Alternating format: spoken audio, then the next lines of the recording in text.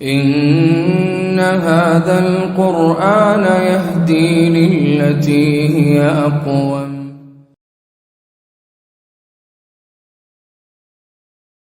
سورۃ الفاتحہ قرآن کریم کی پہلی صورت ہے، اس سے ہم انشاءاللہ ابتدا کرتے ہیں۔ ابتدا میں سورۃ فاتحہ کو شروع کرنے سے پہلے اس کے فضائل پر ہم غور کریں گے، فضائل کو پڑھیں گے، اس کو سنیں گے، تاکہ ایک تو یہ کہ اس کی عظمت اور اس کی شان سورۃ فاتحہ کی وہ ہمیں معلوم ہو جائے، اور تاکہ اس کو پڑھنے میں ہم جب پڑھیں تو زیادہ شوق سے پڑھیں، زیادہ شوق سے اس کو سمجھیں اور اپنی زندگیوں میں اس کو لے کر آئیں، تاکہ یہ سارے فضائل جب ہمارے سامنے ہوں گے تو عمل کرنے میں انشاءاللہ آسانی رہے گی۔ اور فضائل اس کے جو ہیں ان کو ذکر کرنے سے پہلے یہ بات بھی سمجھتے جائیں کہ قرآن کریم جو ہے وہ سارا ہی فضیلت والا ہے، لیکن اللہ تعالیٰ نے بعض آیات کو، بعض صورتوں کو زیادہ فضیلت دی ہے، ورنہ تو سارا قرآن ہی فضیلت والا ہے۔ اس کے فضائل ہم نے بہت دفعہ سنے بھی ہیں اور ذکر بھی کیے ہیں، لیکن بعض آیات کی خصوصی فضائل آئے ہیں، بعض صورتوں کے خصوصی فضائل آئے ہیں۔ دوسری بات فضائل کے حوالے سے یہ بھی ہے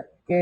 فضائل کے حوالے سے قرآن کریم کی ہر صورت کی فضیلت موجود نہیں، یعنی خصوصی فضیلت جس کو کہتے ہیں، وہ مخصوص فضیلت۔ بعض مفسرین نے یا بعض لوگوں نے ذکر کی ہیں لمبی حدیثیں جس میں ہر صورت کی کوئی نہ کوئی فضیلت بیان کی گئی ہے، وہ صحیح نہیں ہے، صحیح ثابت نہیں ہے۔ اور اس حوالے سے یہ بات بھی سمجھنی چاہیے کہ جو چیزیں صحیح احادیث میں ثابت ہیں فضائل، ان کو لینا چاہیے، اور جن کی سند وغیرہ صحیح نہ ہو، محدثین نے جس کو بیان کیا ہے ان کو نہیں لینا چاہیے، کیونکہ جو صحیح احادیث میں جو فضائل موجود ہیں وہی بہت کافی ہیں، ان پر ہی عمل کر لیں تو وہ بہت کافی ہیں، ضعیف کی ہمیں ضرورت نہیں ہے۔ سورۃ فاتحہ کے جو فضائل ہیں ان میں سے جو صحیح احادیث سے ثابت ہیں ان میں سے پہلی فضیلت حضرت ابن عباس سے روایت ہے، جو کہ صحیح مسلم میں آتی ہے کہ نبی کریم صلی اللہ علیہ وسلم فرماتے ہیں کہ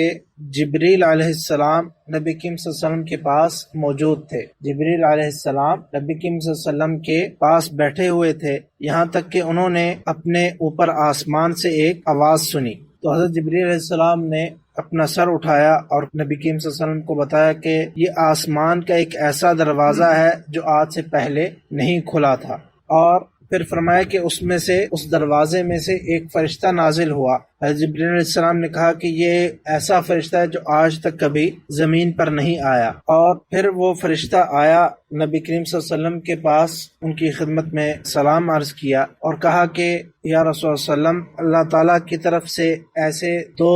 نور ان کی بشارت قبول کیجئے جو آپ سے پہلے کسی نبی کو نہیں دیے گئے۔ وہ دو نور کیا ہیں؟ فرمایا کہ ایک سورۃ الفاتحہ اور ایک سورہ بقرہ کی آخری دو آیات، اور پھر فرمایا کہ ان میں سے تم کوئی حرف نہیں پڑھو گے الا یہ کہ تمہیں وہ عطا کیا جائے گا۔ اب اس ایک حدیث میں ہی سورۃ فاتحہ کے بہت سارے فضائل ہیں۔ پہلی فضیلت تو یہ ثابت ہوئی اس حدیث سے کہ اللہ تعالیٰ نے اس بات سے اندازہ لگائیے کہ اس فرشتے کو نازل کیا جو پہلے کبھی نازل نہیں ہوا تھا، وہ خاص طور پر یہ بشارت لے کر آیا یا یہ صورتیں لے کر آیا جو پہلے کبھی نازل نہیں کیا گیا تھا، اور اس دروازے سے نازل ہوا جو پہلے کبھی کھولا نہیں گیا تھا۔ دوسری فضیلت اس حدیث کے حوالے سے جو ثابت ہوتی ہے کہ یہ وہ چیزیں ہیں جو پہلے کسی نبی کو نہیں دی گئی، جو پہلے کسی نبی کو نہیں دی گئی۔ اور تیسری بات جو اس حدیث میں ہے، فرمایا کہ لن تقرأ بحرف منها الا اعطیتہ،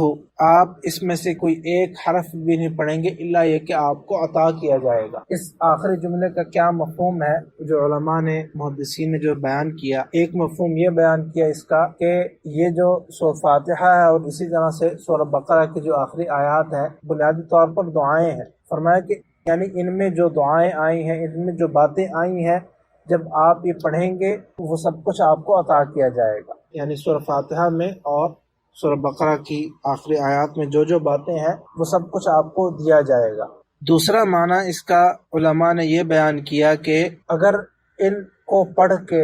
آپ اللہ تعالیٰ سے سوال کریں گے، دعا کرنے میں جب آپ دعا کریں تو پہلے ان کو پڑھ لیں اور پھر آپ کی جو حاجت ہے، جو آپ کی ضرورت ہے، جو آپ کی دعا ہے اس کو کریں، تو آپ کی دعا کو قبول کیا جائے گا، یعنی ان کے ذریعے یا ان کے ساتھ اگر دعا کی جائے گی تو دعا قبول کی جائے گی۔ تو یہ اس حدیث سے سورہ فاتحہ کی یہ فضیلت ثابت ہوتی ہے۔ اس حدیث کے حوالے سے ایک اور مسئلہ کہ اس حدیث میں آیا کہ یہ جو فرشتہ آیا اور انہوں نے یہ کہا کہ اے رسول اللہ صلی اللہ علیہ وسلم ایسے دو نور جو ہیں ان کی بشارت قبول کیجئے کہ جو آپ سے پہلے کسی نبی کو نہیں دی گئے، سورہ فاتحہ اور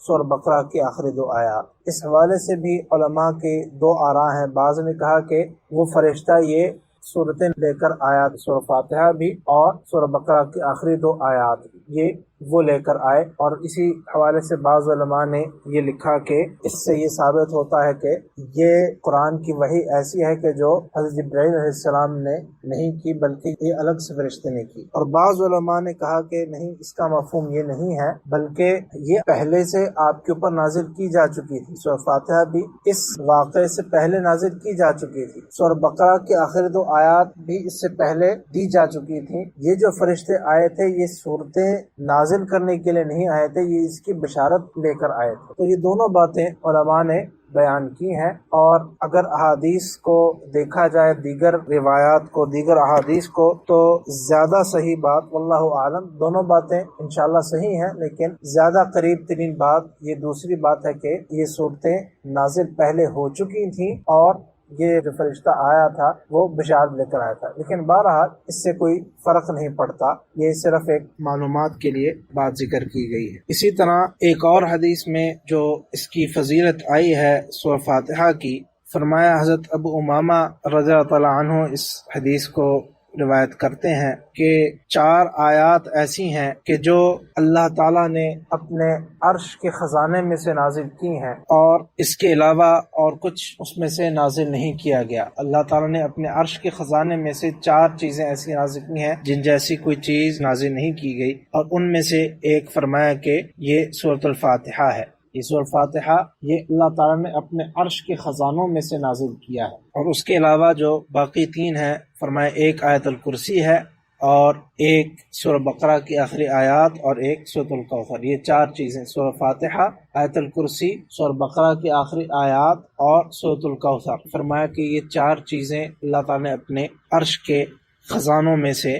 نازل کی ہیں۔ یہ اس کے چند فضائل تھے۔ انشاءاللہ اسی بات کو یہیں سے